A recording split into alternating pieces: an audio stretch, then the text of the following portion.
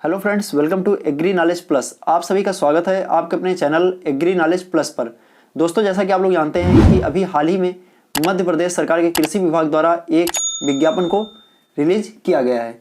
दोस्तों, इस विज्ञापन के अंतर्गत बहुत सारे पद हैं, जिसमें से कुछ महत्वपूर्ण पद यानी कि जिनकी वैकेंसियाँ ज़्यादा हैं।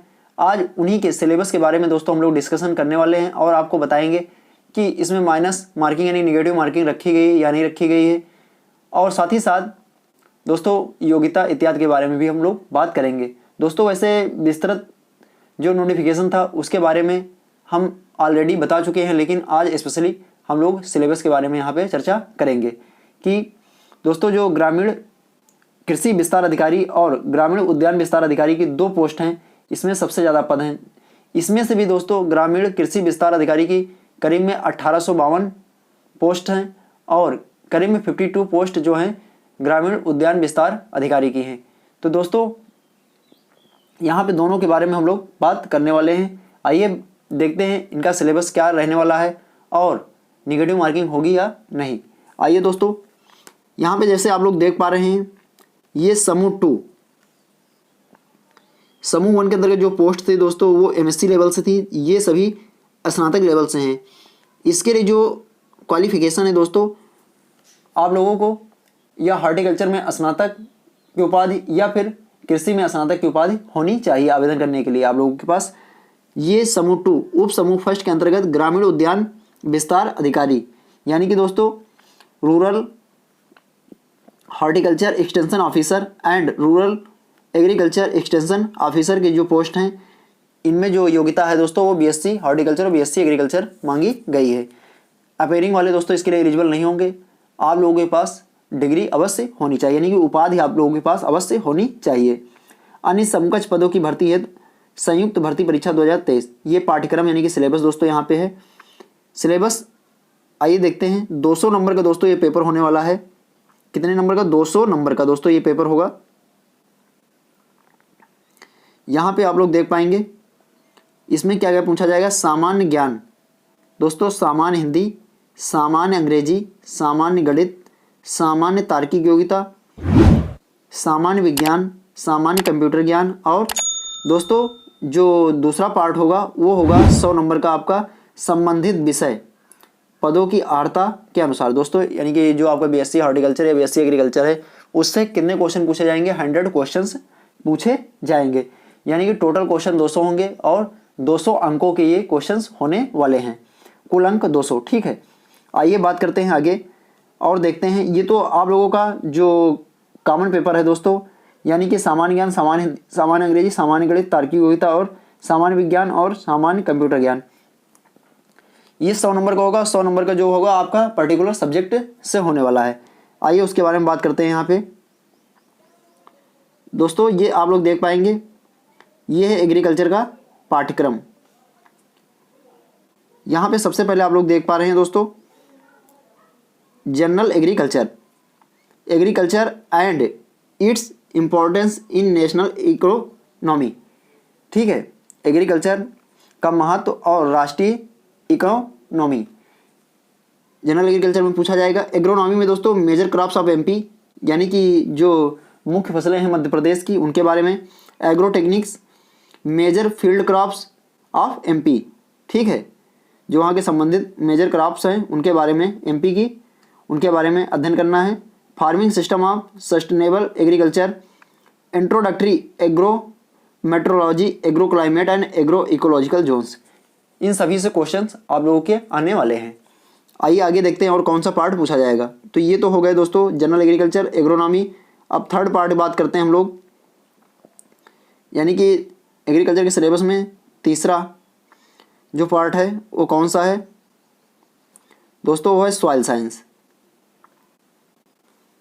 सॉइल साइंस में soil and its composition and its role in crop production, physical, chemical and biological properties of soil, essential plant nutrient, their function and dynamics, integrated nutrient management problem, soils and their management, जो समस्याग्रस्त मृदाएं हैं और उनके प्रबंधन के बारे में दोस्तों, और मृदा और इसके संगठन के बारे में, फसलों में इनका क्या महत्व है इसके बारे में दोस्तों, फिजिकल, केमिकल एंड बायोलॉजिकल जो प्रॉपर्टीज यानी गुणधर्म जो है मृदा के उसके बारे में दोस्तों, पौधों के लिए आवश्यक पोषक तत्व इनके बारे में, और उनके जो फंक्शन हैं उनके बारे में दोस्तों हम लोगों को यहाँ पे अध्ययन करना है।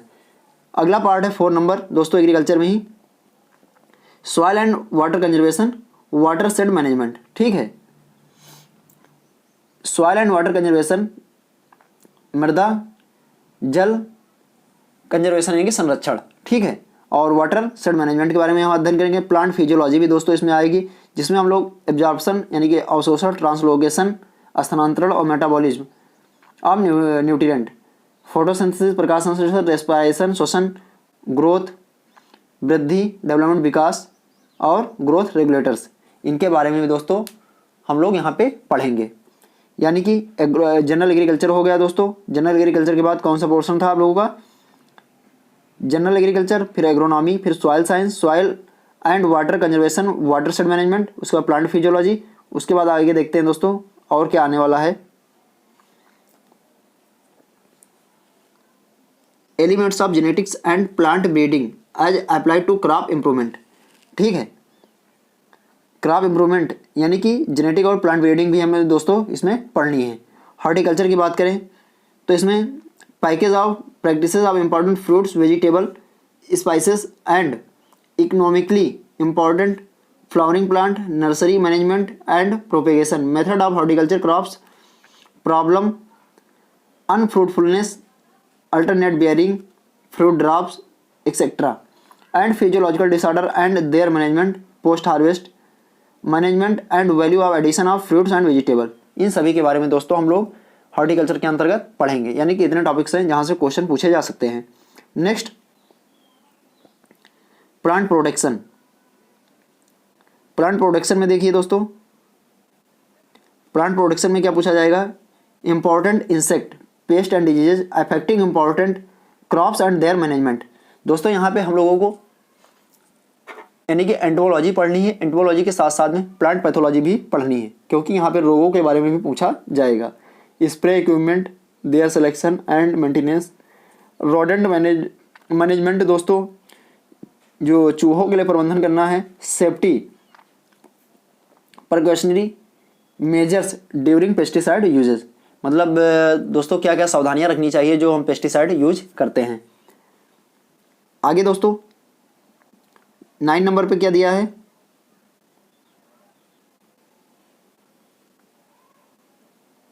ये दोस्तों 9 नंबर है एग्रीकल्चर इकोनॉमिक्स। ये भी दोस्तों यहाँ पे पूछी जाएगी। Meaning, principle economics and applied to agriculture. ठीक है, farm planning and resources management for optimal production, farming system and their economics roles. ठीक है, फार्मिंग सिस्टम हम लोग पढ़ेंगे और उनका आर्थिक महत्व के बारे में हम लोग यहाँ पे पढ़ने वाले हैं। Marketing of agriculture produce and regulated market in MP including incentives like e Choupal, price of agriculture produce and its role in agriculture production. इतना पूछा जाएगा दोस्तों एग्रीकल्चर इकोनॉमिक्स में। एग्रीकल्चर एक्सटेंशन की बात कर लें, एग्रीकल्चर एक्सटेंशन एजुकेशन, इसमें फिलॉसफी है, objects and principle of extension, extensional organization at state, district and block level, their structure, function and responsibilities, method और communication, role of farmer organisation in extension service, role and importance of training, important rural development programme in India. दोस्तों जो आज़ादी के पहले और आज़ादी के बाद बहुत सारे कृषि के विकास के लिए जो कार्यक्रम चलाए गए थे उनके बारे में भी दोस्तों हम लोगों को यहाँ पे अध्ययन करना है। दोस्तों इन सभी टॉपिक से आप लोगों के क्वेश्चन पूछे जाएंगे एग्रीकल्चर वाले पार्ट से। ठीक है, अब दोस्तों हम बात कर लेते हैं निगेटिव मार्किंग की जो बात चल रही थी उसके बारे में आप लोगों को हम दिखा दें। दोस्तों विज्ञापन में ही दिया गया है, कुछ कैंडिडेट्स दोस्तों ये देख नहीं पाए थे। 65 नंबर पेज पे दोस्तों 3.8 सीरियल नंबर जो दिया गया है, यहाँ पे दोस्तों लिखा है वस्तुनिष्ठ प्रश्न का सही उत्तर अंकित करने पर 1 अंक दिया जाएगा, ऋणात्मक मूल्यांकन नहीं किया जाएगा। ठीक है, यानी कि माइनस मार्किंग दोस्तों आप लोगों की नहीं होनी है।